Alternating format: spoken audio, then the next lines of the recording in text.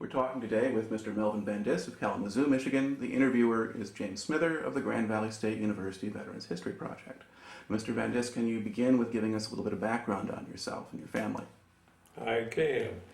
I was born in July of 1925, and this was kind of prior to the Depression and so forth, and it was just a real unforgettable experience in my life to go through the economic times that we were, even though at that time I was 5 to 7 years old.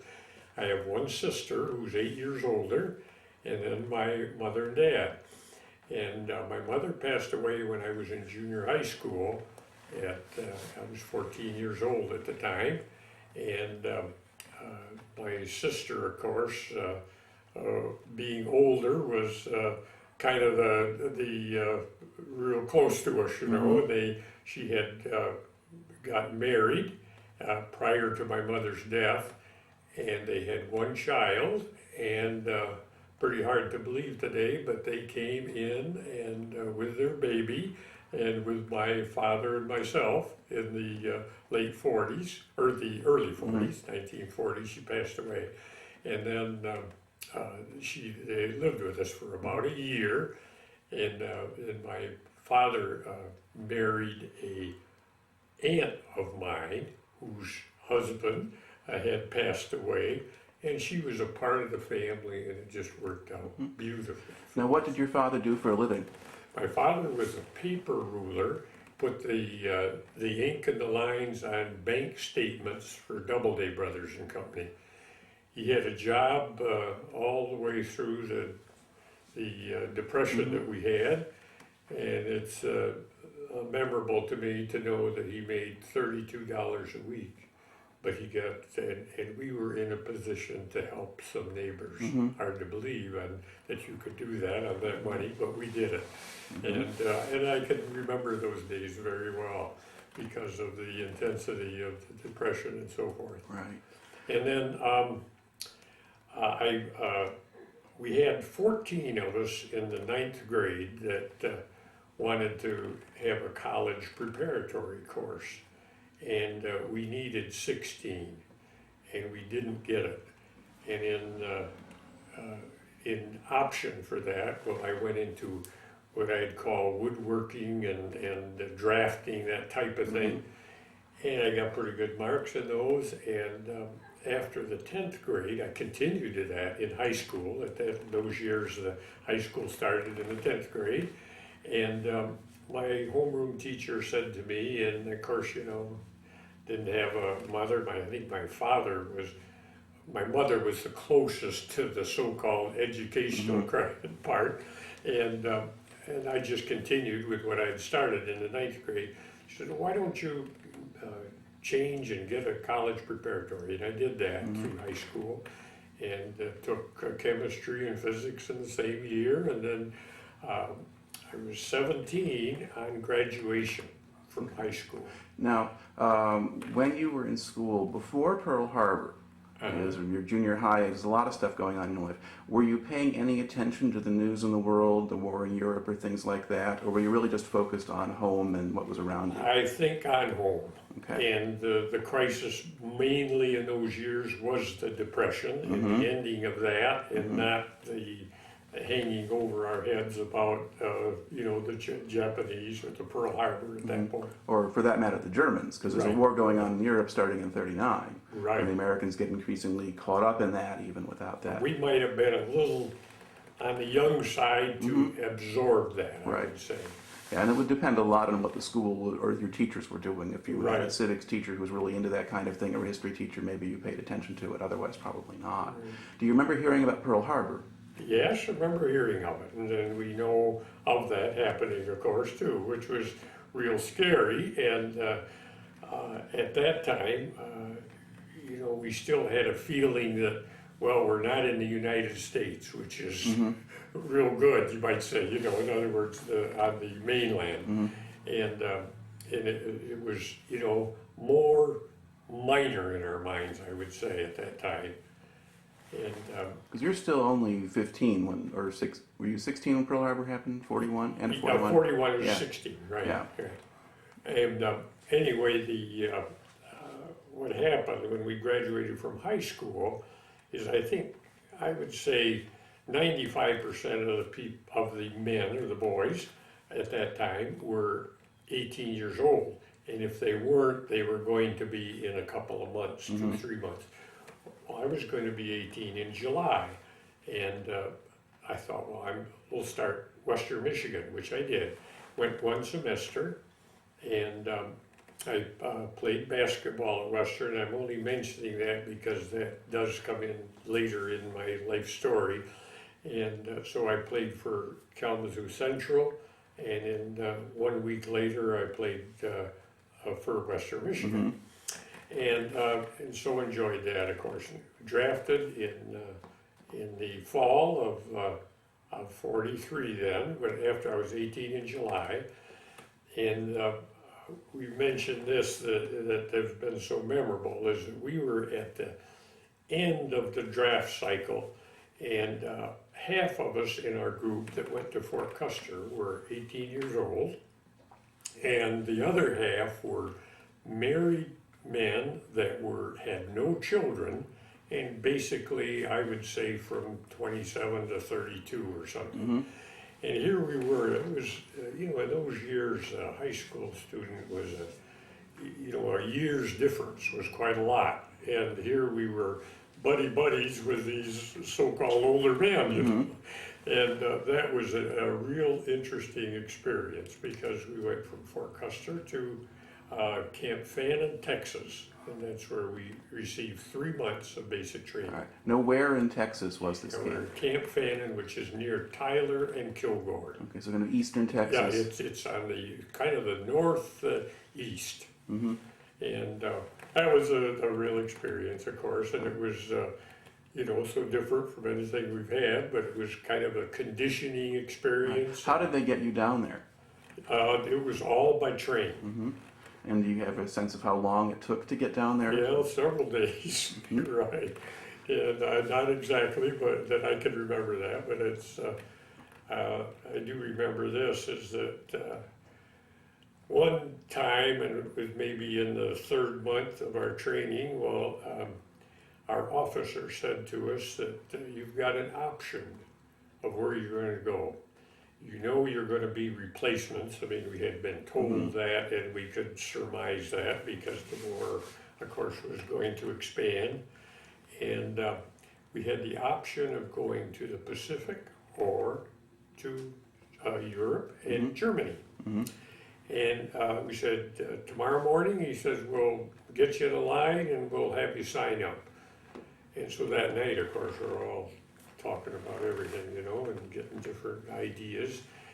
And I think I could say that over 95% of us chose Europe. And probably the main reason from our conversations with everybody was that if we get captured, we might be treated pretty well. And it was a fear of the other. In other words, at that time, in a way, it was a good PR from the government's part, because they needed men any place. And if you had a desire, well, we're going to give you your desire, And so that's how that entailed. And then came home for 10 days after that. Okay.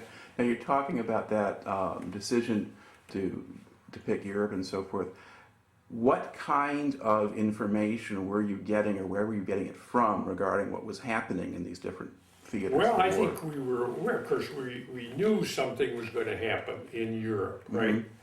And that idea, I think it was more like, what percentages, what are the odds of us coming out alive? In other words, your life was and as it ended up, as I might recall to you a little later, it's either you or them. And the point is, if you value your life, well, you're going to try to save them. And that's what my eventual story will lead to. But it was more the information that we got from each other was just kind of a inner feeling that what would happen, you know, that if we were caught, you know. Well, had you seen things like newsreels or newspaper stories or heard on the radio, anything about what was happening that affected this, or was this just kind of a Yeah, kind I of more don't general think sense you had? that was entering in at that time. And probably more than any reason would be the so-called lack of communication in those days, such as we have today, right? Okay. Now, describe a little bit what the basic training process itself was like. What did you do down in Texas? I think we can say basically physical. And we had many bivouacs, like out, you know, in the tent bit and all this. And we dug foxholes and so forth. And that type of thing, which would be perfect, you know, for what we were heading to. And but it was more, I think, like you know, a lot of marching and just kind of hardening of your physical being, which made it, you know, more acceptable to being able to weather different things. Right. And how much emphasis was there on discipline and learning to follow orders? Oh, I think an awful lot, right? Okay. And how well did you adjust to all of this? I think very well. Part of that is that 18 years old, I think you have so much confidence in yourself. In other words, you are ready to make a decision. You know, it might not be the right one, but in your mind, you're pretty. And I think today this still holds true in families, young families. It's, you know, there's maturity there, and being older, you don't think of that being as mature, but the person himself feels good. In other words, way of saying it would be the Army wants you when you're like that, because they can mold you the way they want to. And how did the drill sergeants treat you? I think pretty good. Very, you could feel the authority because I was a private, of course. Right. And you know, you knew where you were in the line and so forth, but they were, you know, this is all they did. They did the training, and after our 3 months were up, I'm not sure how many months it was prior to that, but we were in what they call the fast line there, getting us out of there as quickly as they could because of the situation. Okay. Now, did it help that you were in good physical shape when you went down there? No, I When you think so. playing basketball and that kind of thing, you got some stamina. Now, when you went down there for this basic training, did you still have a bunch of these older guys with you? Oh, yes. And how did they do? Well, it was definitely more noticeable that we were in better physical shape. And the only thing, I'd say that was kind of a momentary bit, because, in fact, one of my best friends was from Cincinnati through the whole basic training. His name was Umbach, and mine was Van Dis, which is U and V, and we were close to each other in our barracks. And he was my best friend, and you just would not imagine that happening when you were 18, that you'd have a friend of that old. He was 30 at the time, and you know, gosh, we just hit it off because our thoughts were kind of molded together. They had to be together, you know, with what we were doing. All right. Now, what did you do after those 3 months?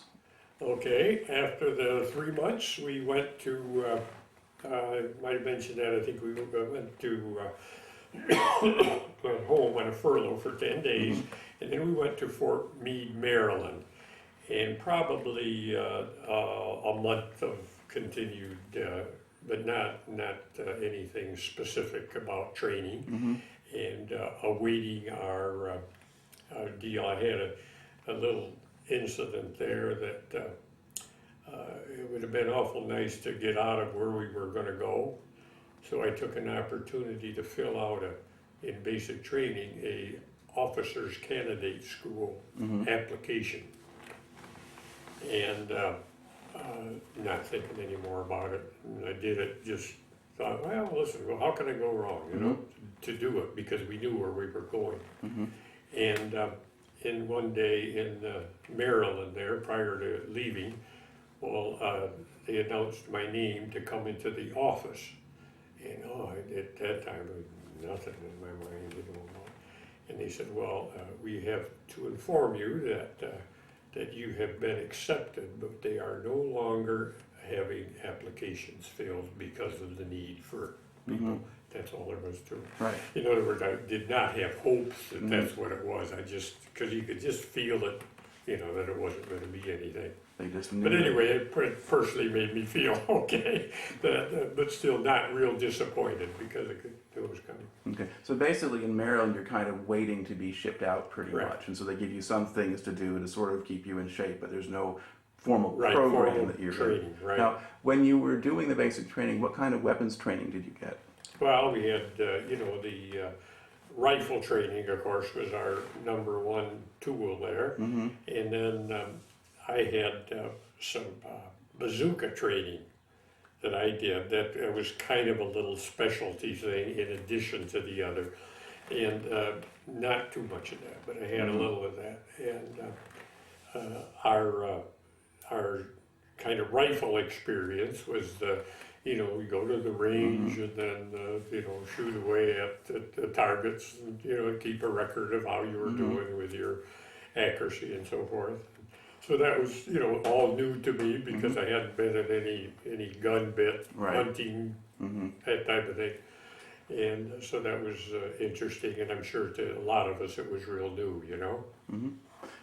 Were you trained on machine guns and things like that No, too, or just, no, just not at all, just rifle and a little bit of Yeah. Well, there wasn't a whole lot of time. Right. It wasn't as if you had an extra 3 months of training before they shipped you on anywhere And else. we knew that we were going to be in the infantry. Right. We knew infantry for sure. Okay. Now, while you were there in Camp Meade, did you ever get a chance to go off base and go anywhere else, or did you just stay there? No, we were at the little cities at Tyler and in basic training, Tyler, Texas, and then Kilgore, Texas, like for a night pass or whatever, And that was just on occasions, not many times, but during that 3 months. So there were things to do in the evenings that we play games and that type of stuff. And then in Maryland at Fort Meade, did you just stay there? Could you go off the base, or? No, that was more a stay thing, and that was not a long time. Right. It was, have in my mind maybe 2-3 weeks or something in that Okay. area. And then describe the process then of shipping out from there. Okay, we had a sort of an armada of ships eventually, and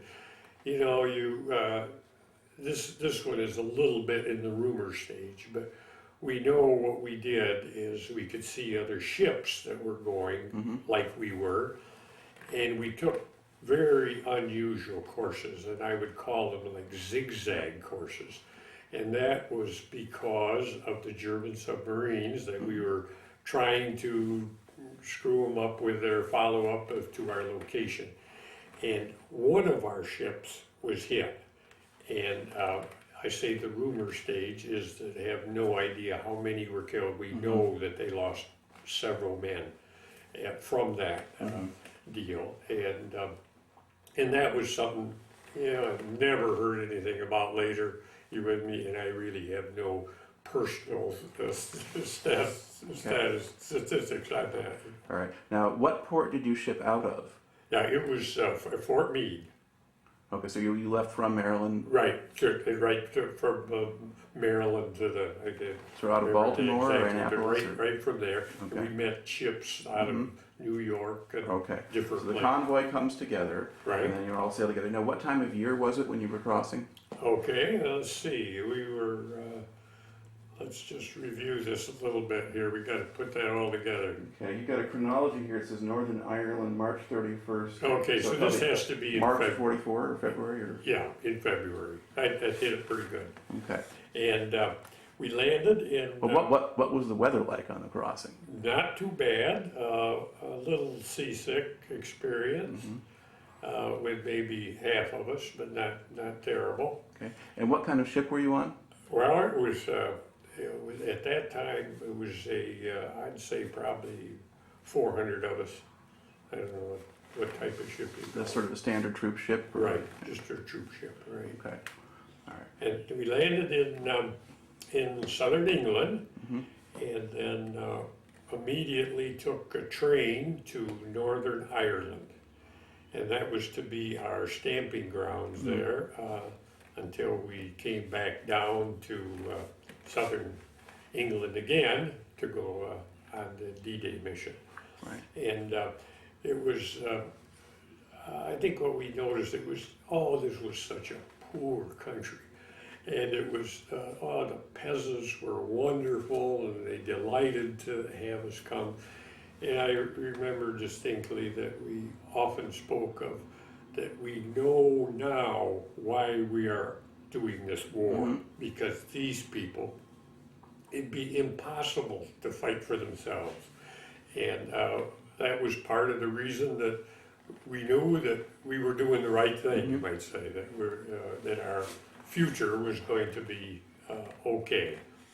And these people were so frugal. I mean, everything in the camp that was near being any value, that we would dispose of, that they would gather up. And we had talks with several, like just old country roads that the people would walk on, and living a very peaceful life. It would remind you a little maybe of an Amish type community where, you know, everyone knew everyone and they kind of lived just the real simple things of life. Were they still using a lot of horses and things like that for Right. farming and that kind of thing? Yeah. But the simple part, you Right. know, that we might have done even in our youth, you know, like have the little vegetable garden and a little flower garden, and that type of thing. But that was so noticeable. And then after that, we had more intense training there, specifically about you know, the invasion part, and not necessarily anything that comes to my mind that we did other than know more about what we were going to do. And we were tied up with the 1st Division at that time when we went to Northern Ireland. That's when we joined them. And we were so thrilled. I say we, this would be the group that came over on the troop ship, because these men had been in Sicily, and they fought Rommel in Sicily and in Africa, and they were in on this invasion of Sicily, and this was the remnants of the 1st Division. Right. And so these guys have been in this that we're heading to, and we're kind of gung-ho as not knowing what we're going to get into. And they were a rather quiet group of men, and so there wasn't like huge intermingling. And we thought, you know, that was a little unusual because we're looking on them for direction and advice, and you know, what are we going to get into? And I think they were quiet, such as we were when we got home from our service. And we could thoroughly understand why, because I've lived my whole life with remnants of my stories being kept to myself rather than share them with a lot. And I think that the reason I'm sharing some of this even today is I did not want to have like personal valor for anything that I did, and just be a common guy, which I was, and also that at this stage in our life there are so few that are around to relate this, and that's kind of the reason that I'm here today to speak of that. Right. And the thing that is so touching to us is that when we left this Ireland, we spent a couple days in Scotland, and I think 3, and then 1 in London, which was very memorable, and that was kind of a little more of a fun thing compared to what we've been having. And then we went near Weymouth, England, which is in the southern part, and that was going to be near our taken off place. Okay. Let's talk a little bit more about just joining the 1st Division. You're going to be assigned to particular companies, platoons, and so forth. With the unit that you were joining, what proportion of the men do you think are going to be replacements? I'd say a third, and we were 2/3. That would be my All right. So this, shotgun there. but there were a lot of replacements. In fact, probably so many replacements that it might have been very hard to absorb them Right. all and train them. Now, did anybody make any effort to explain to you anything about how the Germans fought or basic tips on how to None. fight? So the officers weren't providing it. There was nothing else, and then the veterans weren't saying much either. And I think that, and the veterans were not saying anything, and we would have thought that you get to talk to a few of them, but they kind of stuck together. Right. And I think some of that was also age, like I spoke of some of our people, like that, I'm speaking of the mixture of people from Kalamazoo. There weren't many of those left anymore. Right. Meanwhile, part of them went one place, part of them, like the whole thing, the whole basic training group did not all stay together. So that changed, but this group of men were older, most of them, than the older draftees that we were with. And because of that, I think they could, just be by themselves, So that was not much help. Right. Well, one of the things that's been said about units like this one is the veterans, they don't really want to get to know the new guys because they're afraid they're going to go get themselves killed. Right. And since some of them, if they were veterans in North Africa, they've been through 2 campaigns, not just one, Right. and maybe they'd seen that already. And they were not draftees, Yeah. type thing. Yeah, they'd been in there before the war started in some cases. Yeah. All right. So now, did they give you any kind of training in terms of practice climbing into landing craft or anything like that? No. So you had no experience of that before you actually had to do Right. it. All right. Now, you get down to Weymouth. Let's see. I guess. Middle of April or? Yeah, late April. It looks like. And then describe the kind of camp or facility you were in there at that point. Okay, we had a camp, and then we went.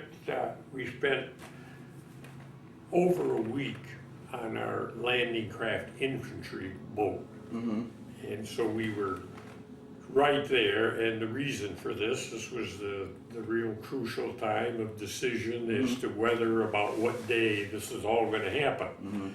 And like I say, I think I can safely say towards the end of April there is when we stayed right on the ship. So you're actually, that would, if you stay on the ship, then you don't leave, and if you get on it in April and you don't leave till June, then you're there over a month on the boat?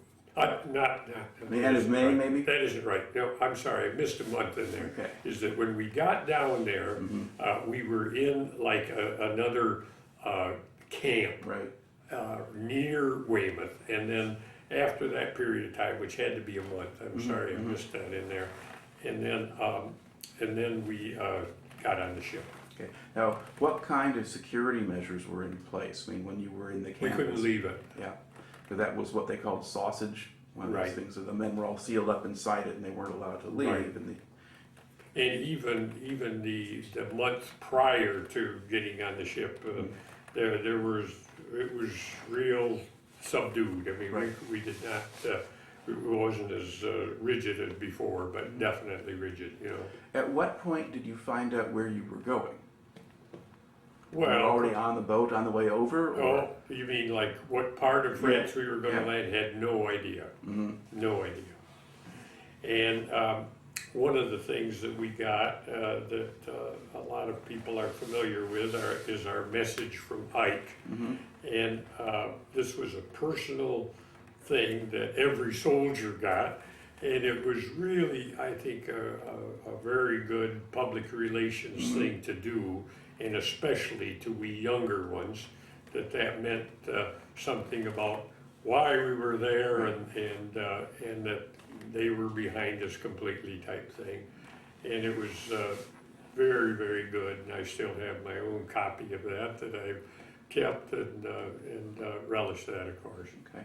Now describe the boat you were in. You were on LCI, Landing Craft Infantry. Right. Can you physically describe it? What did it look like? How big was it? Well, it's gosh, just a service kind of boat. I mean, there were just a bunch of them around, and there were there's nothing to do on that. There wasn't any training or anything on that, you know. Now, was it basically an open-topped boat? You had a big Yeah, kind of yeah. cargo area, you're just kind of Right. standing around in it? Right. And was this one that had staircases down the sides, or you Tire climb off? case down the side, So you right? didn't have a ramp that opened in the front, you went off the Right. sides with Right. that, okay. Now, and this was a big enough boat that it would make the trip across the channel, it didn't get unloaded from something else? Right, right, Okay. right. So you're actually probably one of the smaller things being sent across the channel when the Right. time comes. And that was a very memorable thing because when, you know, we had the decision that we were going, of course, and then the weather was just terrible. And we were all hoping that it would get better, but of course when the weather was terrible, that means that the channel was rougher. And I think we were, you know, 90% of us seasick, you know. And that of course is not too good a start there, right?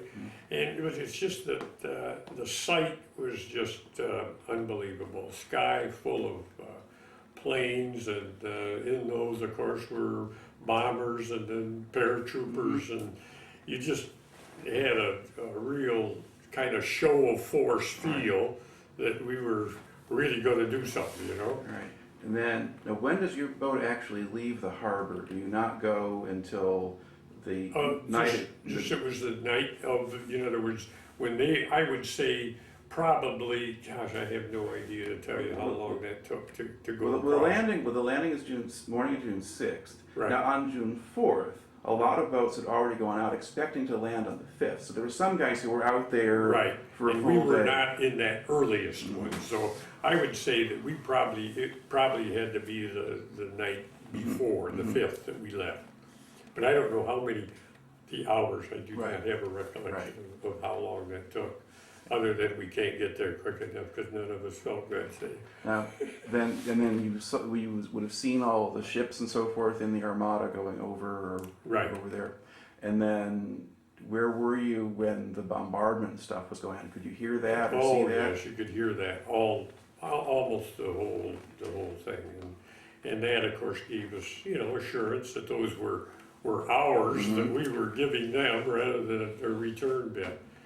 And then we anyway, when you got closer to shore there, well, you could just, you know, all these barricades and things that you have seen, and oh gosh, it was just a terrible thing that you'll never forget. So there's a few things in my life, you know, in the 50s, 60s, and 70s, I can't remember too much about all that, but we remember specifically what we saw then, and that has been rather indelible in our lives, you know. So I almost think there aren't too many days in my life that I just haven't, you know, not worried about it, but I've thought about it, you know. And anyway, all the landmines that were in, and what they created were holes in the beach idea, which made it very difficult for these boats to really get as close as they wanted to.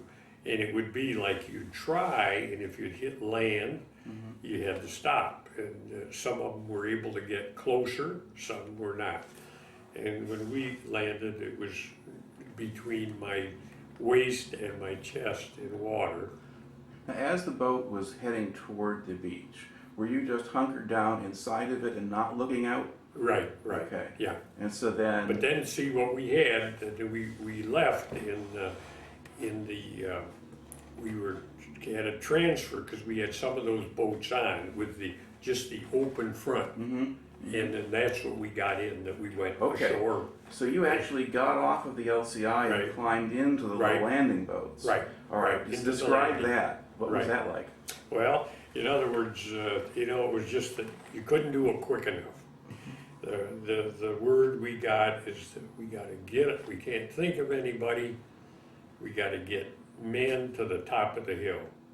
And the idea is that the quicker you do this, the better it is for us, because then that ship can get out of there and another one can come in. Right. And it was like the number of people that were going to do the invasion part that it was just that we wanted more at the top of the hill, so we weren't going to be pushed back. Right. Now, describe just the process. You've got to get out of the LCI and get into the little landing boats. How did you do that? Well, it just, it's just, we had a rope that we got down and went in. And that, my recollection is we probably had, 80 of them in there, 80 to 100 guys, and it would remind you of stockyards, when you see a bunch of cattle or whatever. I mean, that's what that reminded, because it was very compact. And here we are, they've told us that we had about 70 pounds of paraphernalia, and I think that figure is about right, because when you figure we had ammunition, you had food, you had water, and I had a bazooka gun, which I didn't know too much about, and ammunition for that, and that was the bazooka gun. It was for anti-tank type protection, although we used it other things. It was successful, and the difference was that all this equipment, and then we had to carry our rifles up and keep our rifle dry. That was number one, if we could. Right. And then it didn't make too much difference if the ammunition got wet, because that we could do that. But what goes through your mind is that, here you are, food, what am I going to eat, when I'm there? Well, here you got cans of stuff, right? And you just can't imagine the things that go through your mind. Right. The grisly part was the sight. The water was pink in color from blood, and the beach was full of bodies. I think the most fortunate thing that we had getting in there from 12 noon to 1 o'clock area is that there was nothing, we were not being shot at from the top of the hill by the Germans. And the only thing we had to contend with which was plenty, was the mortar fire and the artillery.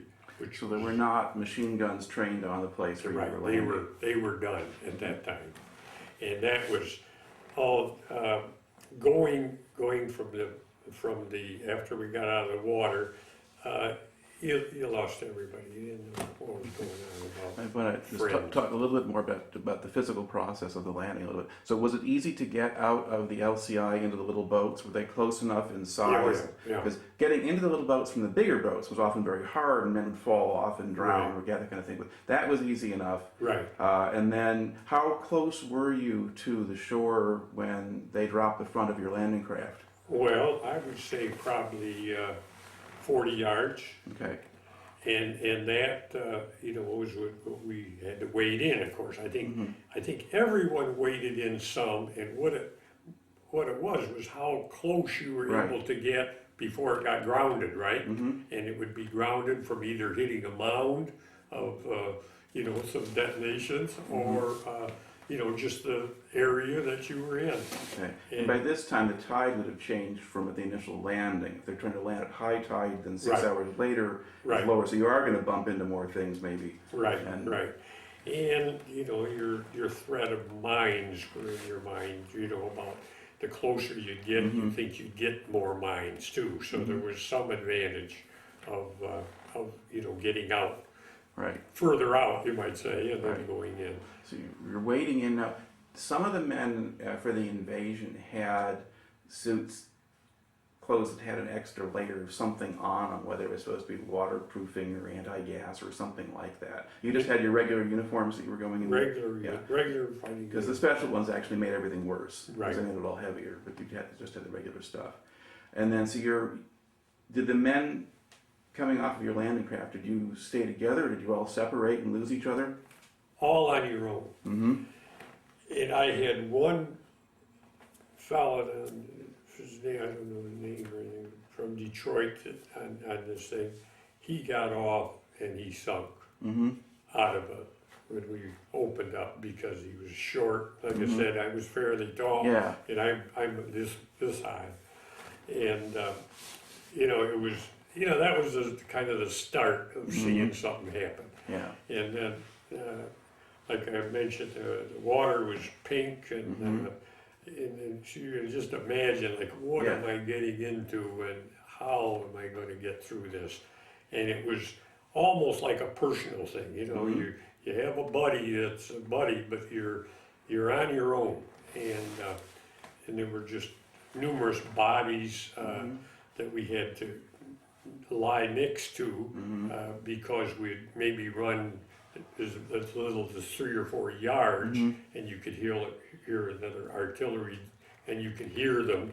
You learn that quickly about when you hear them and when it's going to hit, because the minute you hear it, well, boom, you get down as flat as you can, and then if it'd be quiet down a speck, well, you get up and run again, and you just run towards the hill because all of these things were zeroed in on the beach, Right. you might say. Now, was there at the high water mark in Omaha Beach, at least when the invasion started, there was what they called a shingle, kind of a pile of stones or rocks or whatever it was. Right. Was that still there when you got there, or that had been broken up some? No, that had broken up some, right? Okay. Yeah. So you could get through And a we little know faster. of that, but not like the whole thing like it was, open. Right. And Yeah. about how, do you have a sense of how wide the beach was there at the time you were landing, or is it very big? Well, gosh, it just seemed to me like the hill that we ran to would be like 50 yards. I mean, that's what I would just offhand guess. And we got to the top, and didn't recognize hardly anybody because these people, can you imagine, like ants coming Right. in, you know, you're just all you all have the same objective, and that's Right. to get off the beach. And when you got to the base of the hill, was there anybody down there giving orders at all, or telling you what to do? No orders. Were there people were there paths that people were following to go up, or were you going up a road of some kind? No, it's like a path that others had taken to get to the top. But when we got to the top, first thing we did was dig foxhole, and that was the number one thing. And I can't specifically remember if somebody told us to do that, but we had enough sense to do that anyway, because you knew you wanted to protect yourself. You can't stand at the top of the hill and take your chances with that. So. Did you still have all of your gear at that point? Your Yeah. weapons and Yeah. equipment and all the rest of it? Okay, so you hadn't lost that in the process. All right. And then we stayed there probably, well, I think that evening, I mean, we were shooting at Germans, we could see them, and we were shooting at them. And, you know, you just think, well, you know, if we get pushed back, you know, there's no place to go, right? In other words, you think of that happening, right? And that's when we get back to our captured little story there about if we get captured, you know, what are you going to do? So you couldn't help but, you know, think of that was, you know, as a group here, well, you couldn't see the strength that you felt going across because you were more, you know, well, right on the front line, right? So it was spread out, and there were a lot of us there doing that same thing, and there were other parts that got inland, you know, and that's when they met some of the paratroopers that came around and kind of helped At least the ones that got isolate lost. some of it, which was good. And anyway, the hedgerows in France are kind of interesting. Like we have fences in the United States and so forth for farms, and these were mounds, and they're mounds of dirt that are kind of divisions of the field, and they could be, we saw some maybe 5, 6, 7 feet high, more 4 to 6 feet high, I would say, the majority. And what we do is go against those and then shoot to the next hedgerow. And that was after 2 nights on the beach. We stayed on the beach 2 nights, and then proceeded to go So ahead. at some point, you have officers showing up and beginning to give orders and organize people back into units. and Meanwhile, pull there things together. was some, you know, like unit so-and-so, company so-and-so is this way. Well, then every once in a while, we'd get one of our guys back, and I was lucky enough to be with the Corps that they came to, you might say. Right. And you just sort of feel better about it if there's the leadership, right? And here Right. we are, privates. And so then, you know, you could feel that was okay. So we progressed like hedgerow to hedgerow. And the minute, well, that it seemed like everything was under control, then it'd be a group that would go forward and try to get to that hedgerow that you were shooting at, and then there's another hedgerow behind. So they were not, you know, waving flags and this stuff. No, they were fighting. All They right. were still fighting. And at this point, now, when you were trying to advance from hedgerow to hedgerow, did you have to follow the paths or the gaps in the hedges, or were you cutting holes, or what was happening? No, it would be like almost the same thing as going across the beach. You go a little ways and hit the deck because you could hear these things, not knowing where they were gonna land, right? Right. What The I'm asking artillery. is, though, that you got this whole patchwork quilt of little fields with all these hedges around them. Right. And only a couple of gaps here and there that would let you through a hedge, or a path that would take you around a field. Right, around or occasionally one through, and you'd kind of head for that. Now, the pros and cons to that are this, is that you head for that hole, okay, if they're in the next hedgerow, they're zeroed in on Right. that, because that's the logical place to be. So you stayed, you didn't go through the field and then go to the hedge and get through it. You Right. set up on the next hedge Right. and then shoot again So you have kind of your almost and try another one. halfway to trench warfare kind of position to position. Now, at this stage, did you have much by way of artillery support or air support or anything like that? Not Or you were just We could see planes and see things happening, but not like in front of us, right? put it that So way. you weren't able to coordinate what you were doing with what the air forces were doing yet. And I think if you can visualize the map effect, is that they couldn't give us air support because behind these people were groups of our paratroopers. There weren't too many paratroopers in your sector. They were No, mostly not in behind ours, Utah. but I'm saying from the fringe, like where they went in, and then the idea is that if the planes would come over in front of us, that was not real good because they were inland further than we were. And it was, you know, we were kind of by ourselves, like from Omaha Beach, you know, going in, everybody had their area that they had to cover. So that we did not have that, and we, I think I could get into the next phase of that, which would be, this is 6 days after, which is June the 12th. We were at one of these hedgerows and shooting at Germans, and not knowing if you're getting them or if they're backing up or what's happening, but anyway, we were shooting, and we were with 5 of us, and maybe another 40, 50 yards away, there was another group of 4 or 5 guys. And one of our guys said that we were all shooting, and one of them said, "Here comes a tank behind us." And it had gone through a hedgerow, and the tanks were, this was the first tank we had seen, by the way. In other words, we would like to have been behind the tank, and we hadn't seen one. And they were, remind you of a snow shovel in front of them. They would go through this hedgerow, and this tank came through the hedgerow. Oh, good, here comes a tank. So then the point is, he'd come up there and go through our hedgerow, and then we can see if we can go to the next one. Right. Well, as soon as this thing hit, and we saw this, because as one of our group mentioned to all of us, and of course we all looked and saw this thing come through. And the second he came through, he opened fire. And this would be an 18-year-old like we are, maybe, and the idea is any action had to be enemy. You know, if you see something here, and because that was the first time that they had been through a hedgerow that they saw somebody that way. You with me? Now, did they come through a gap, or did they make their own hole? No, they made their own hole. Did they have a bulldozer blade or something? Bulldozer blade. Okay, because there were some tank dozers there. They had tanks equipped with those. They Yeah. didn't have a lot of them. but This they was had a. some. This is one that they dug their own through, and we thought, that's just what we want, because we can go through in an area that they're not covering, Right. or what have you.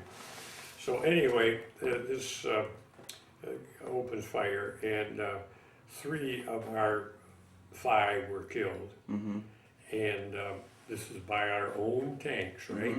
And I was hit, and I thought, couldn't think of anything but a baseball line drive, and I was hit in my butt area, which I had the joke of most of my life. That people that know I have this, because you think of an ostrich with their head in the sand, and mine was up and got hit. But anyway, I had that, and 1 of them was killed instantly, and 2 of them later died, and while we were there. And this other fellow had a bad back, and I would say injured the least. And anyway, it was just awful, because you talked about how it felt on the beach, not knowing that you're going to continue to go forward. Here we are, we couldn't do anything, and to protect ourselves. And so the idea, we did have the tank there, right? But did have the tank figured out they'd shot the wrong people? I have no idea, whatever. It continued to come forward, and So it went through went past the you. next one, past us. And of course, we're glad to have it go past to give us more protection. Right. Because we were going to be picked up for sure. Anyway, we were there probably 3 to 4 hours, and then someone came back and got the 2 of us, because by that time the other 2 had passed away. So 3 of them were done. So had you seen a medic or anybody before that time? No. So how did they find you then? Just other infantry came through? Just coming from behind, in Right. other words, the next echelon, Right. or whatever. And then, like this other group of people that were, several yards away, were not hit at. So it just kind of, and they might have known, or had been told that, don't shoot anymore, or something, because they could have gone all the way. Right? And we don't know that, because they did not, to our knowledge, get hit. And Right. I could just, there's so much goes through your mind in that length of time, and just remember that, that tank, the same tank went fairly close to us. Several yards away, but then went through the next area. Right. And then we were taken to my friend and I, and I can't even tell you his name, and he can't tell you mine, I don't think. But we were, because this is, part of these guys, the ones we just met on the beach, right, a couple days before. Right. So we had, went back to the, by that time, this was June 12th, and the beach was secure, and there were no more artillery coming in, which was very good, and so the beach was safe at that point. So they unloaded supplies, and then we litter patients were taken, out in a small ship to a larger one, and we went back to England. All right. So we went, after getting back to England, I think we went to Southampton there, and then we went to Kidderminster, to barracks, it wasn't Kidderminster, I think that Kidderminster was my next episode, but this one is, it was a hospital of, most everybody, where they kind of sorted them out to send them to different places. And we stayed there, and they took an x-ray of my hip. And, I was feeling okay and everything, and I couldn't walk, and so it scared me.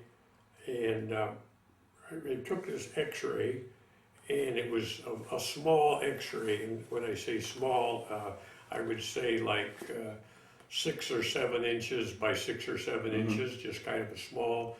And they said, well, what you have, Private, is a flesh wound. And he says, the bullet went in and out the same hole. And I said, I could see there was nothing.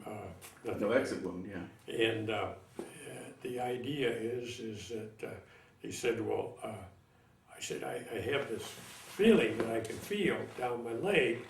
And he said, well, I said, that's very simple. What that is this is a doctor, of course. And he says, what that is that when the bullet hits you, it severed a tendon. And that tendon is like a rubber band. And it kind of pulls. And that's just the combination of the muscle and so forth that you feel. And that might eventually go away, but it won't be harmful. And it made sense because I could feel this thing. I still feel it, right? So anyway, the idea is that I was there 5 weeks, and this is a side story. You want to hear a side story to that? Is that I played basketball at Western Michigan, and the coach's wife was in the Gray Ladies of the Red Cross, and she was volunteering in England. And I think she had to get word from somebody, but how they found out what hospital I'm in, because you could never tell people your address or anything. There was so much security with letter writing or any of that, compared to today, and you find out 2 seconds later, right? It was not possible to give any info, and because of the security bit. And anyway, she came and looked me up, and that was just so interesting to me because I, wasn't a real close friend of hers, but at least she knew who we were. Right. And came back after that to see me again, of course. But anyway, after I left that, then, here I have a flesh wound. My flesh wound heals up pretty good. How long did it take you before you could walk again? Well, I would say probably 10 days. Okay. Before I could walk comfortably. Right. And I felt better to try to walk after I found out what the trouble was, right? And so I did that, and then I think about a 5-week time, then I went back to my outfit. And I was thrilled to be able to go because I was going to see some friends again, hopefully. And then when I got to where they were, which was near St. Lo, and they were still fighting, and I didn't know a soul. In other words, I wouldn't know what company I went to. I thought brought me to the wrong place, because there were just new replacements, and not necessarily deaths, but injuries and different things that took them off the front. And so then that was a rather short time of fighting, you might say. And then we went. By the time the St. Lo deal was over, then it was the trip across France, and we were on a tank and rode all that distance, and we're just so thrilled to be able to talk to some French people and how grateful they were about what we had done and release them from a lot of the turmoil that they had been through in the years ahead. And went through Paris, and then we were our object was to find how far the Germans were, and then see where they were. And we went through part of Holland, and we went through part of Belgium, and I have a little so-called souvenir that I saved from Belgium about, welcome from the Belgians and so forth. And but it was just a real up feeling to think that we were doing something that was worthwhile. We knew there was more to come, but meanwhile we were very happy with that. As you were moving across this area here after you were going to get out of the Bocage country in Normandy, how much signs did you see of the damage of the war, bombing damage, things like that? Awful, just awful. I mean, an awful lot, like at St. Lo, and that would be kind of a focal point between the Utah beach group and ours. I mean, in size. I was near Comont, Caumont, which was about, I think, about 10 miles from the beach. Yeah, But, and it was kind of, that was east of San Lo. It was a piece of high ground relatively in that area. Right. Yeah, I remember that. And, but anyway, it was just kind of a relaxing type feeling to see all these happy people, you know. Now, were you expecting that sooner or later the Germans would dig in and fight, or were you hoping to ride all the way to Berlin at that point? Well, we just didn't know, had no idea how far they were. But, I mean, I'm sure they did, they knew, but we as soldiers didn't know. And then, what we stopped is near Aachen, Germany, and that's right across the border. Okay.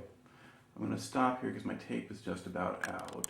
Okay. And I'm going to read. Kind of fall of 44 at this point. You've made it out of France and across to the German frontier near the town of Aachen. The 1st Division attacks there. It winds up being the first city that the Americans take in Germany. But it was not an easy fight, apparently. Describe a little bit going in. When we arrived near Aachen, which would have been at that time west of Aachen, that we landed, or we planted, you might say, and we found out at that juncture that we were going to be there for several days, 3 to 4 days, before we had another assignment. Our assignment was going to be to go through the center of Aachen. And meanwhile, the reason we had to wait is that the city was being surrounded, both sides, from with our troops. And by the time they connect, well, then we would go through the city. And then, meanwhile, they try to get word to these people by air and so forth that your city will, you know, in a matter of time, your city will be cleaned out of the German soldiers, and this is a time that you can surrender. I've had one of those things, you know, written in German and so forth, but I don't have it now. I don't have it. I never took one home with me, but I saw several of these. But it would be like they're trying to make it easier for us because we were going to clean out the city.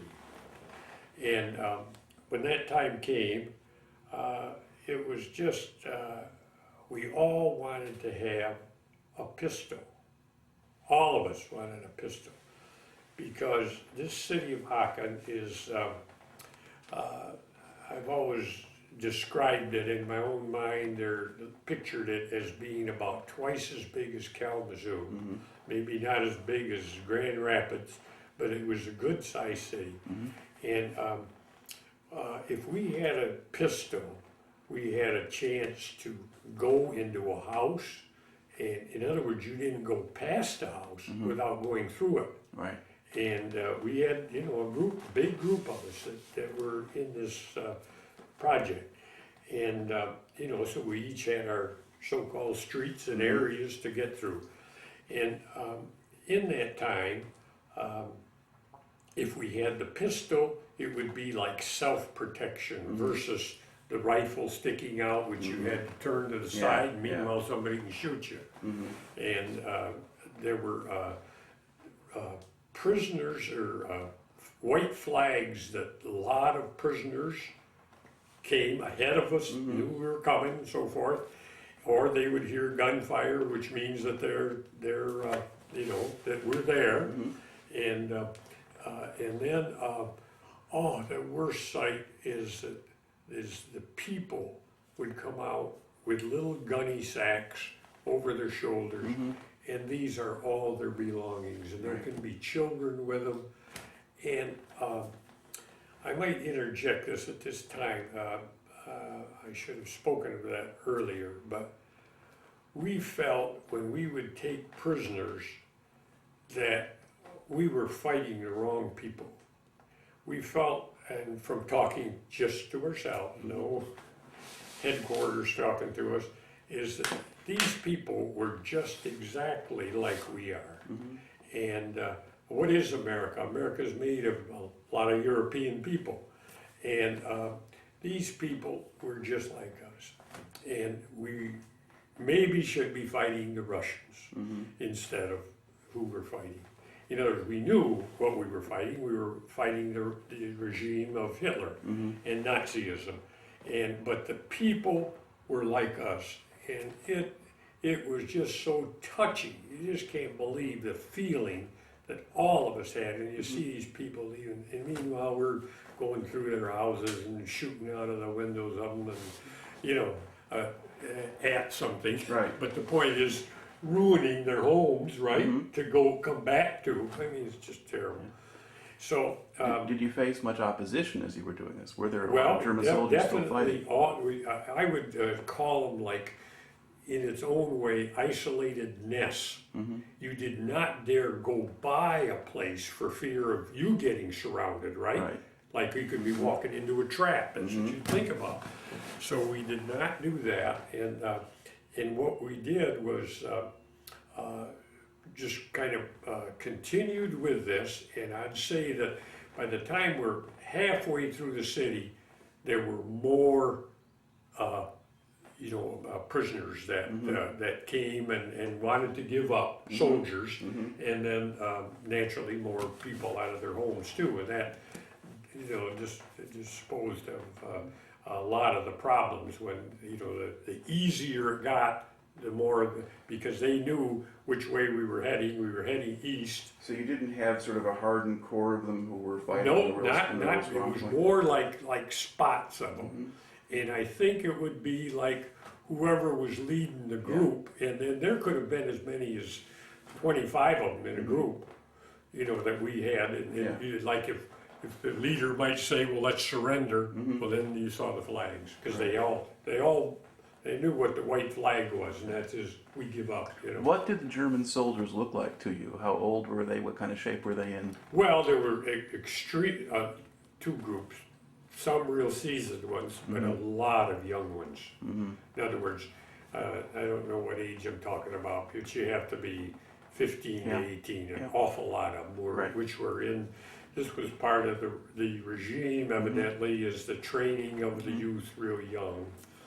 And we had another anecdote that I picked up on one of my posters that I have there, and this author speaks of what it was the Nazi youth versus the Boy Scouts of America. And it always stuck with me, because that really, it doesn't hit these older draftees I talked to you about, but the idea is basically it was the youth, what we came from, versus that didn't know a different life from Nazism. Right. And they were young, and they accepted them young as soldiers. So it was a mixture, but you definitely were conscious of the age, even though we were quite young too, right? But we felt more mature to them. And how long did this process of working through the city take, do you think? Yeah, I think about, I might have the exact dates on there. If you wouldn't mind, you can. Yeah, it says Aachen, September 13 to October 21. Yeah, so you're talking like a month, about a month. 5 weeks. Now, what kind of losses did the unit you were with take over the course of that time? I don't think huge losses. I mean, we definitely lost some men, but not. It wasn't. It was a very successful thing, and I think it was because of the propaganda that you're being surrounded. In other words, they knew they couldn't get out, right? So that helped the number of prisoners that we got. And if you're in a stronghold and you see 50 guys coming up, giving up down the street, right? It's contagious. You want to do it. Now, if you ran into a strong point or something that doesn't give up, how would you defeat them? Would you use artillery?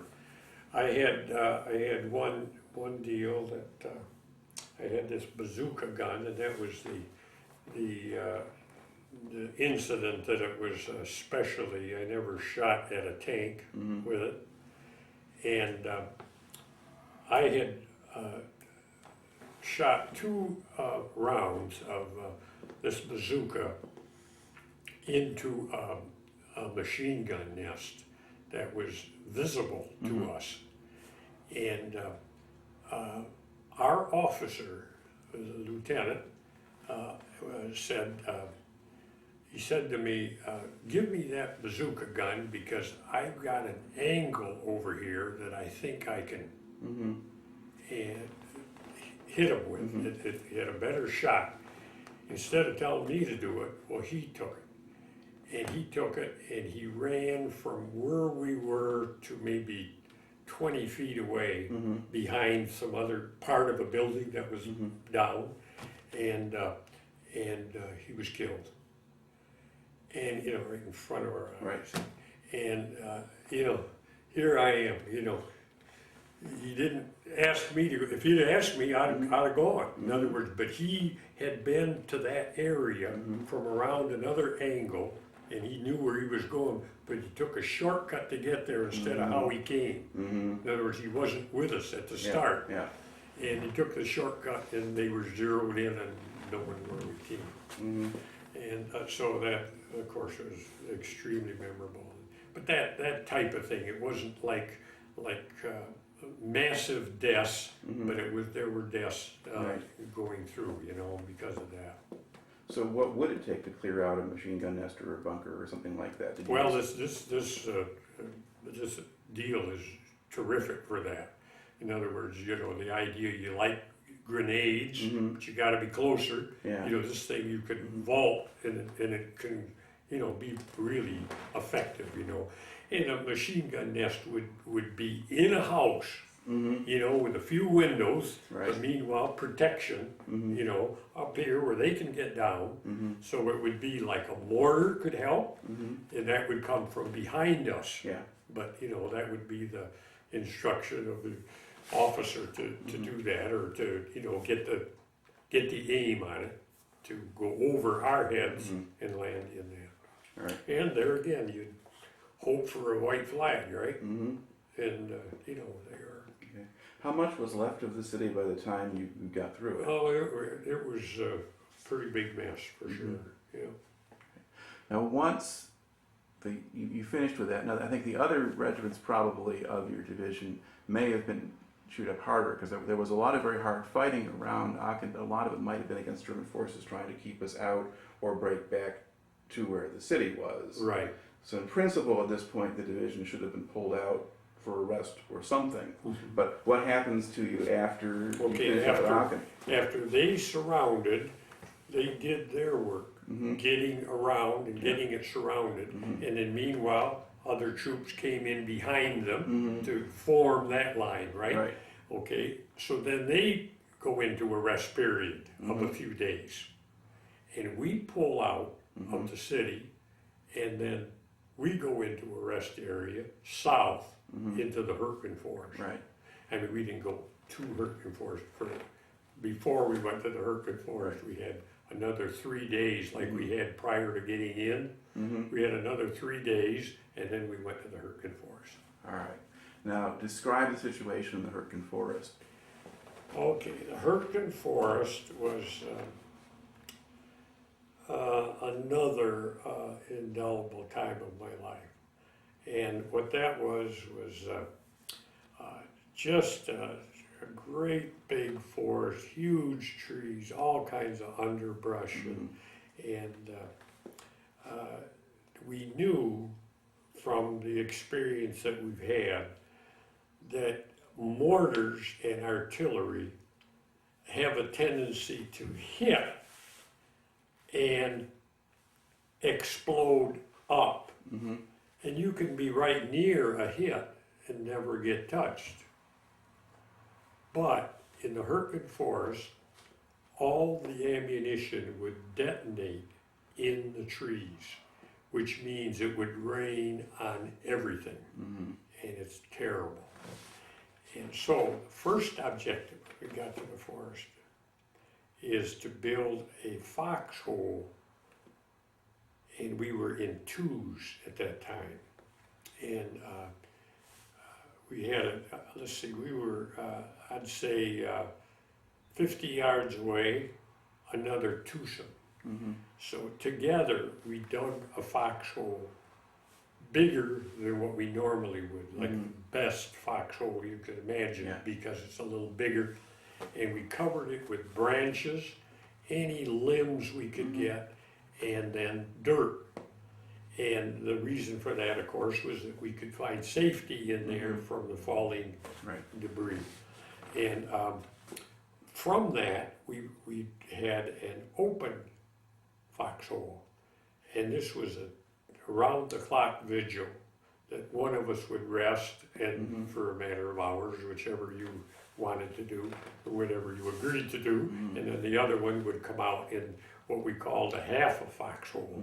We had a little bit of protection over us, but not much. Like if there was a barrage coming, well, the bigger foxhole could handle two of us. And that's what we'd do until it would stop, and then the other goes on duty again. And this went on for, several days and stuff. And meanwhile, I have to throw this in, the weather is terrible, and we're getting near, rain and freezing temperatures. And we haven't talked too much about changing clothes, but when we go back to D-Day, I was drenched, right? And the weather, or the activity, we had no way of changing clothes, which you didn't dream about. You just dried on you. And this way, well, the coldness and all, we were just with it. And that's where our clothes, we weren't changing socks or shoes or nothing like that. So anyway, that became a problem. There was water in the bottom of our double foxhole, and there was water in the little single foxhole. And one night, and it was a night that reminds you of nights that we're having now a little bit. It feels like fall, right? But it was bright. In other words, you could see in the woods because of the moonlight. And I'm on duty outside of the double foxhole, and my buddy's asleep or resting, whatever they do. And I could hear all of a sudden German voices, and we were parked, or our foxholes were on a walk path through the woods. And I could hear German voices, and oh goodness, what goes through your mind in a seconds like that, right? And they were coming toward me. At that time, I didn't see them, I just heard them. And then I could see a silhouette coming. And here I am, alone, all alone. And my buddy's not aware. I can't say, hey, it just wasn't to be done. I mean, what went through your mind is just terrible. And anyway, they came, and they come. It was like a little turn in the path, and they were coming like sort of right at me, and almost like in a row going ahead of me. And I would say, 5 to 8 yards away, well, I opened fire. And I said, is it going to be me, or is it going to be them? And that's all I remember ever saying to myself. And I said, I'm going to shoot. And I don't say, stop, because, they're all got guns. Yeah, they'll shoot you. And, it was just an awful decision. And anyway, I made the decision. And I shot, and I killed 3. And 2 of them were hurt. And that was, I didn't know I'd kill anybody, right? And, because they all went down. Right. They all went down. Not from being shot, there was gunfire. Right. And then, of course, my buddy was elated, or awakened, I should say. And he I said, stay there. I said, everything's okay. And stay right there and just be ready. And then I said, kommen Sie hier, Hände hoch. And I took German in high school, very little. And but anyway, kommen Sie here would be come here with your hands high. and two of them came at a hen's eye, and evidently threw their guns away. You know, it was night, right? Yeah.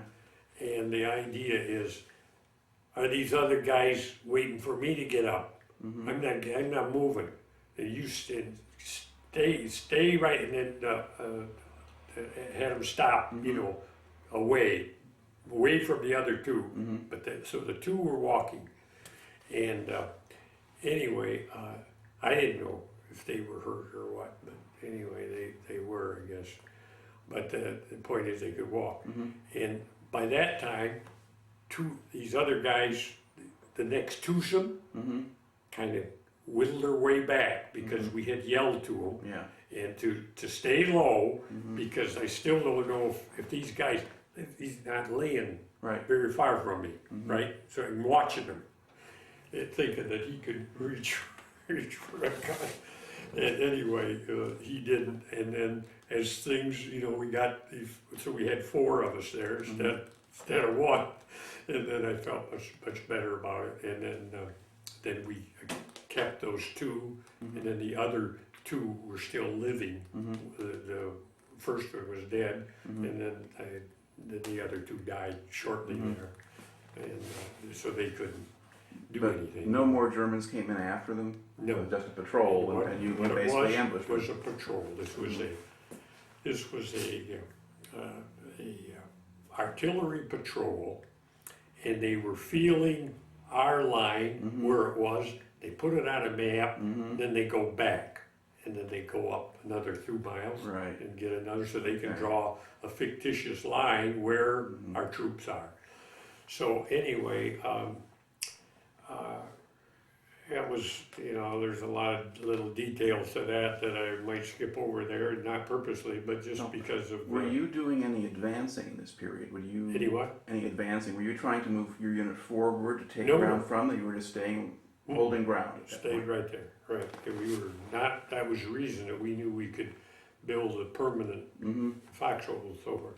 But anyway, the deal is that we had people from our back of us that came and took the two guys prisoners.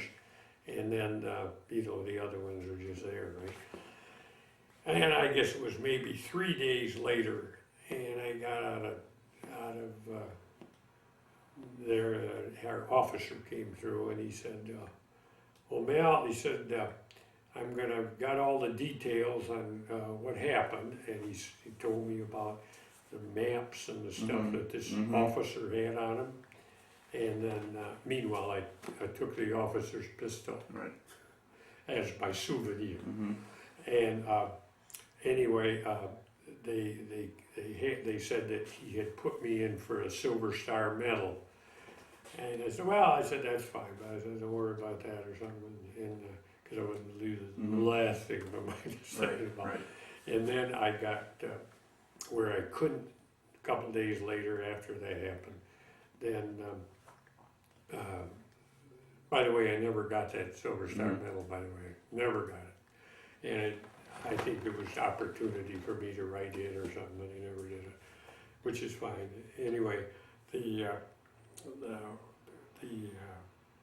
I got out of the foxhole there one time, and God, I couldn't walk, and my feet were just killing me, and I just plain could not walk. And then, you know, my officer there got a medic to come up, and I had to be put on a litter, and so then I was done.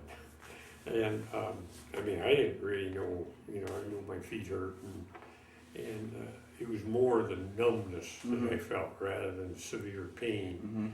And then we went back to Belgium, and they flew me to, I don't ever know what happened. I don't even know his name, this guy I was with, my buddy, don't know his name. And, you know, I mean, I'm just out of my mind. I'm sure I knew it one time, but I sure don't know it now. And then flew back to England, and unquestionably I had trench foot. And they took me to a hospital at Kidderminster. Well, in your chronology, you do have Kidderminster's being the one that you were in June and July. Oh, okay, And then then- it's not Kidderminster, and then it was, Leeds I and think this was Bristol. Manchester or something. Yeah. I think this was. I forgot which is which, I guess. Okay. Because you list yourself as being in Bristol, which is kind of a larger city in western England. Right, Yeah. right. Yeah, that was the idea. Okay, Right. that's good for the city, make it too much different. It was in a Quonset hut. Mm-hmm. That was the hospital part, and we had several Quonset huts, and several of them were with trench foot. Mm-hmm. I never heard of trench foot. Our boots were not waterproof. We were not able to change socks. Nobody's fault, it's just part of the war, Mhm. right? And we had, I would say, 50 to 80 patients in each Quonset hut. And we each were on one side, half of us were on one side, all with trench foot, different degrees. And many of us had gangrene, which is, an aftermath of like frozen feet is what they call trench foot, immersion foot today. They never called it that, it was always trench foot. But anyway, what it is the capillaries in your feet tend to close and you have no circulation. Right. So you are so susceptible to cold and so forth. And the person right across the aisle from me had both of his legs amputated at the knees, and the one next to me had both of his ankles amputated. And it was just so scary. We had a bevy of medical officers that came in, and to show you how unprepared that we were, is that they decided that half of the Quonset hut would have hot water bottles and the other half ice packs. And they took visual and daily checkups on our progress. And that they did that to the Quonset hut next door also. And then they would compile what they had. Were they trying to figure out whether What heat is or the best cold worked treatment? better? Yeah. Which is the best treatment. And what did they give you? And I had the ice packs. And he said, boy, we hope we're on the side that gets the works. And nothing changed with either remedy. And so, that stopped. And nothing else. What could they do for you? With Nothing. You still have your feet. I So still have my feet. They just healed themselves? Pardon me? They just healed themselves? They're not healed. In other words, I could be in, we spent 6 months in Florida, and now, and I'm very thankful that we're able to do that, because outdoors any length of time, just extremely susceptible to cold. And since then I've had trouble with my hands, and it's because of frostbite that I got and never talked about. But now I have trouble with my hands, and it's from the frostbite. Right. So anyway, I wanted to get back to that, to the deal we were in. I can remember that one treatment that we had is that we had to take the scabs, which is kind of mean to talk about, so I'll just touch on that. But you had to keep the gangrene open. In other words, they didn't want it to turn over. You with me? In other words, by keeping it open, my wife went to a dermatologist for a little deal. They said, well, we've got to change this every day for 2 weeks because we don't want it to scab. And the idea of that same reasoning and is that, that was so painful. You couldn't feel it you'd feel it up your leg because your feet, you couldn't feel the pain. And, but that was, just so memorable to watch him do that. Think about it. But it's, anyway, that, I was like a litter patient, and we got good news after a little bit length of time there, and in the hospital, of course, and then we got the good news that we were going to go back to the States. Mm-hmm. So we were thrilled about that, and I was a hospital, you know, a litter patient all the way back. We went back on the Ile-de-France, which was at one time a famous cruise ship, I Big guess, luxury liner, yeah. from France, of course, and we took that back to the States. It was a converted deal into a hospital ship, and it was filled. There were just hundreds of different problems, you know, Right. in trench foot, of course. Could you at least sit up and everything? So Oh yeah, I you could adjust your sit feet? up, Yeah. right, and you know, not severe pain because it's numbness is one of the deals. But if the blood would start moving back, which would be good. Oh, that's what was so painful saying. So it was very, very unusual. To this day, there isn't anything that they do for this. The Germans did not. Things that I've read since then about the problems with the German. They had waterproof boots and not nearly. And I think you should, everyone remember, is that if you're killed or wounded, as far as the Army is concerned, it's all the same thing because they've lost personnel. Right. And that's the reason it was so key to, to be dressed right, and we were not able to because we didn't have the know-how with that. And it's hard to believe today in our medical age, but things are different. This is a long time ago now, right? So things, but so you don't really hear. You hear more about trench foot. I think what I have read since then is like even from skiing episodes where they can even be stranded a couple days and they'll have problems with that, but you don't hear about it from war circles. I think the Korean War had problems. You were getting more efforts to control it, so there was more training involved in finding bringing in changes of socks, finding ways to dry out one pair while you're wearing the other one, that kind of thing. So units that were properly trained and disciplined had a lot of attention to that kind of thing, and so you get that for Korea and Vietnam and later. Right. But it's still sort of hit or miss, and you'll still have a lot of cases where they just don't get to it, particularly in some of the worst parts of Korea. Right. Because you've got the cold and the wet and everything else there again too. Yeah. All right. So, did you enjoy the trip back on the ship? Or? Oh yes, it's just a thrill, and of course the excitement. It would be like a 4th of July celebration, to hear the cheers when we hit the Statue of Liberty and see that, because we landed in New York. I remember we went to a program, which we were in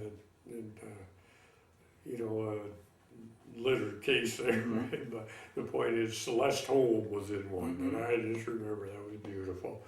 And then we took a train from New York and we had no idea where. And lo and behold, we go through Kalamazoo, and we still don't know where we're going. And there was a Red Cross person that I spoke to, that the train stopped in Kalamazoo.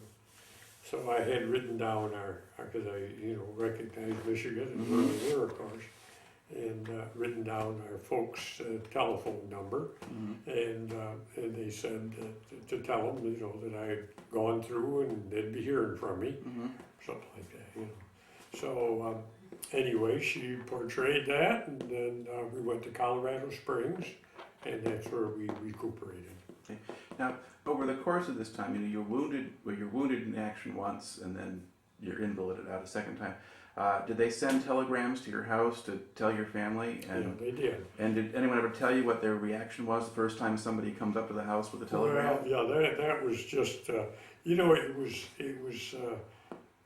was good news. I could read that to you about, that your son has been injured in action, and it has been determined that he has a slight wound.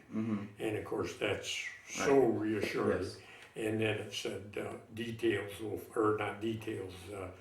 a message will follow. And then they got another one that said he's progressing well, which I was, because it was a flesh wound. Right. And then we'll proceed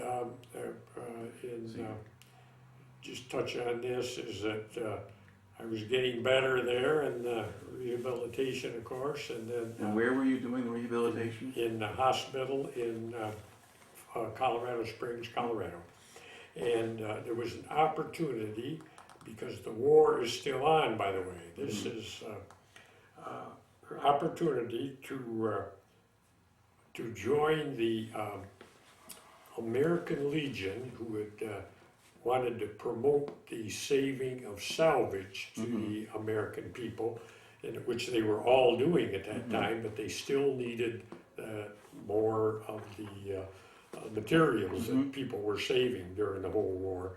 And they wanted to put any of us that would be interested to apply, and they would pick out a group that would go on a 30-day trip. And then meanwhile, I'm getting better and walking, and I assigned this, and I was able to go with that group, which I felt real proud of. So we went to Denver, and then we were met by private cars. We had just 2 cars, and we had 8 fellas all together. So we had the driver, 3 in the back, 2 and half and half.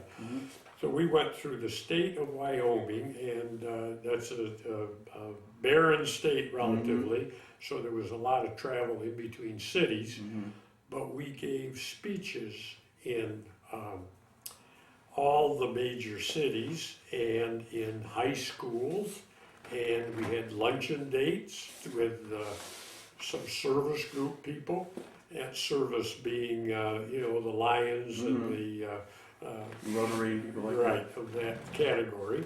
And anyway, it was just a blowout affair, because while the war was still on, they just hadn't seen soldiers that had been in service and had been with the actual experience and so forth. So it was exciting because of all the interest that the people in America still had, with the war still on.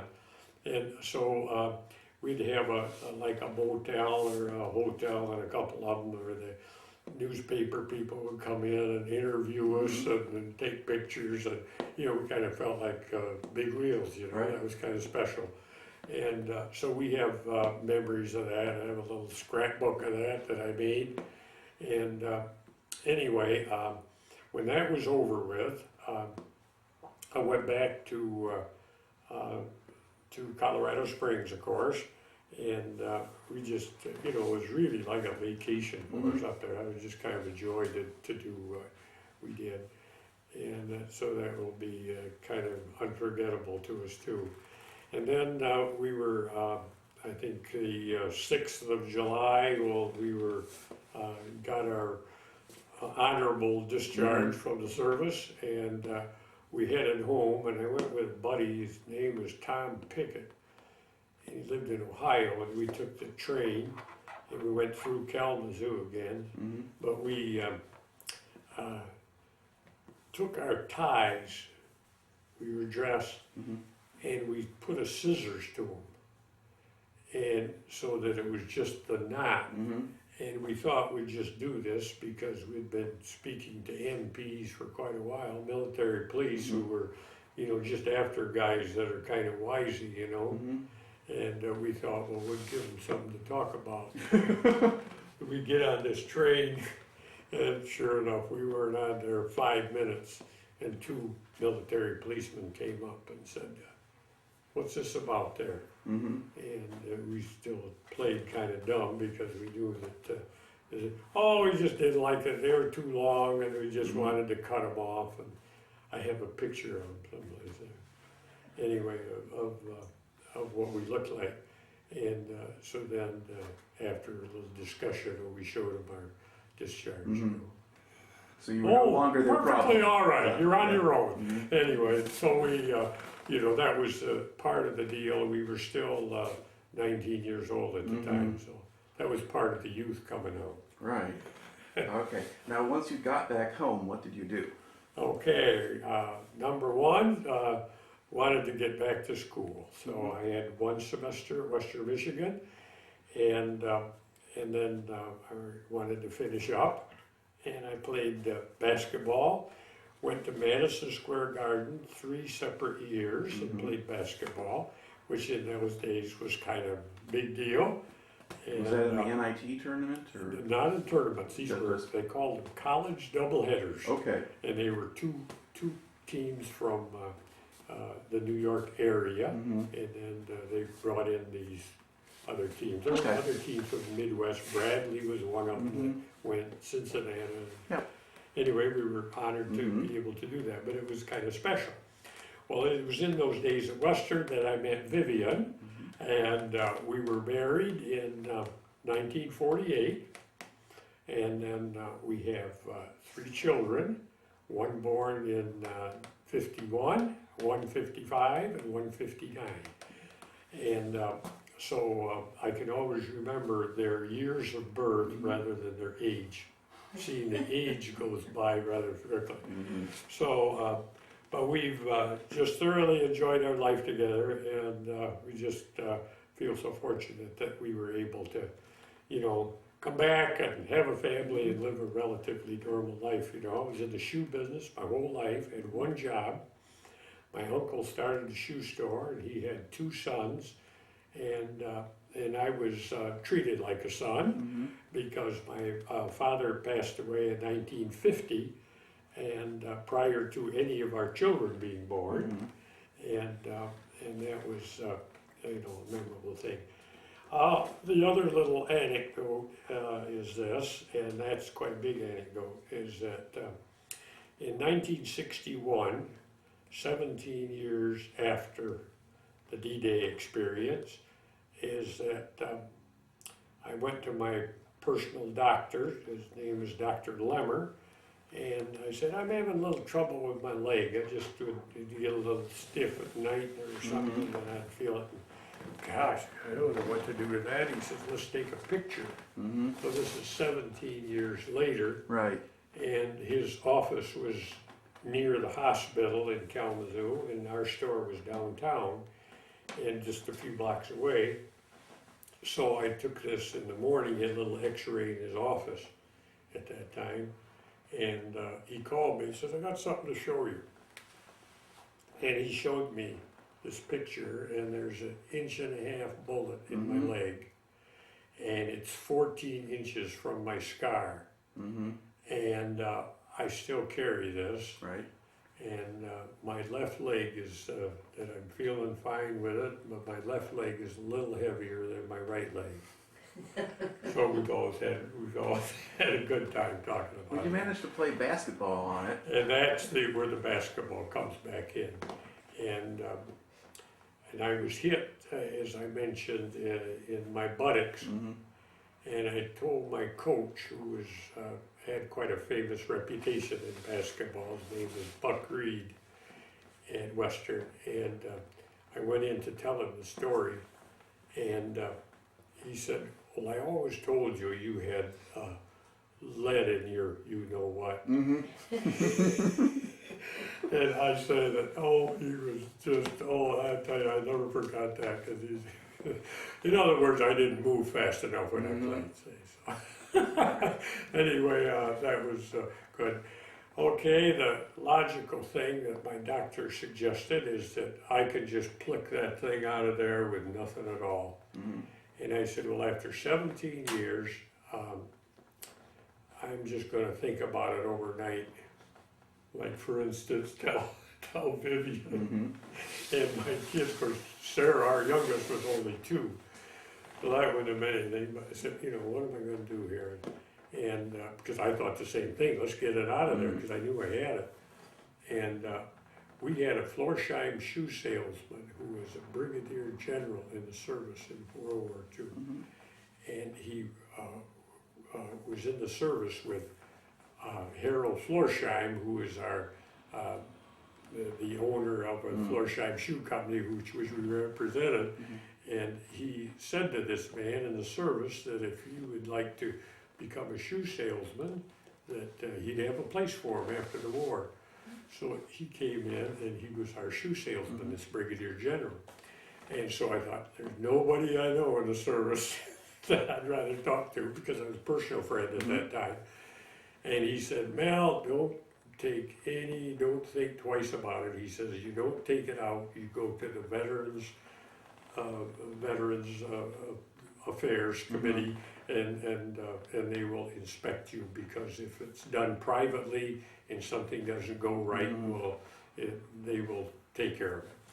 And it made sense to me, and I did that, and my doctor wasn't extra pleased, like I didn't have the faith in him, you know, but I'm so thrilled that I did that, because when I went to the University of Michigan Hospital, and because of the veterans, they sent me there, and there were 3 doctors, and there was one doctor who was in charge of my exam, but 2 others were there, and I think they were there only because of the inquisitiveness of the situation.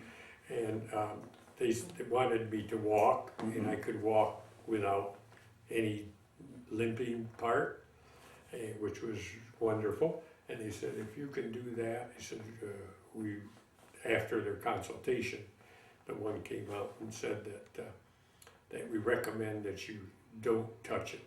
And the strict reasoning, is which I'm living with today, is that when a bullet went 14 inches down your leg, it severed nerves. And if we take it out, you're going to sever more nerves. And it could be a problem. I mean, could be. And, you know, I never heard percentages on that, but the point is, it made sense to me because I was not in severe pain. And the only thing, the sequel to that would be that to sit, like, call it a hard dining room chair or a hard kitchen chair, I've learned to sit on my right side first, because my deal is on the left leg.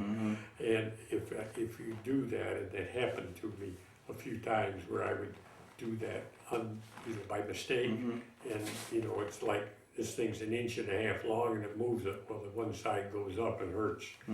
So now I haven't felt a feeling like that, because I'm so conscious of it, right? But to look back on the whole thing now, aside from leaving you with 1.5 inches of metal in your leg, how do you think your military experience wound up affecting you? How it affected me? Yeah. Well, I think that's easy, is that it gave me a life that I did not think I was going to have. Many times, maybe 4 or 5 different times, that I'm not going to get out of this alive. And even the last episode in the Hurtgen Forest, there were still too many things that could happen to me before anything else happened. I mean, that was another, when I say scare, another real concern, you know. And so I'm just so thankful for the life I've had, and we've had a wonderful family together with Vivian and our 3 children, and they're all happily married. So we're thankful for those blessings too. So I think that would be, I've often wondered what would happen if I talked like this when I was 19 years old, and I'll never know that, but the way I did it, I feel very comfortable with. All right, well, thank you for taking the time to talk to me today. Thank you.